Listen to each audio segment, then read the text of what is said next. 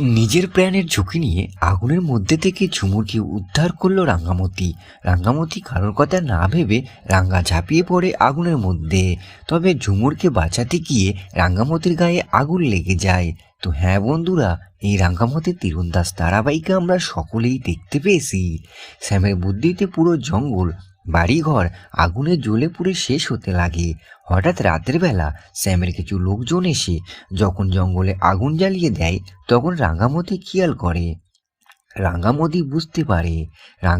বুঝতে পারাতেই জঙ্গলের মধ্যে সাথে সাথে চলে যায়। গ্রামের মানুষদের বিপদ সাথে সাথে সেখানে পৌঁছে যায়।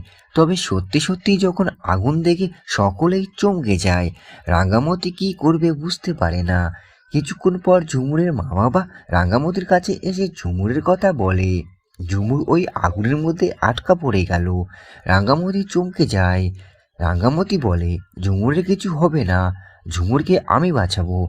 তাহলে কি রাঙ্গামতি আগুনের উপর ঝাঁপিয়ে পড়বে? তো বন্ধুরা, আপনাদের কি মনে হয়? আপনাদের মতামত কমেন্ট বক্সে অবশ্যই জানাবেন।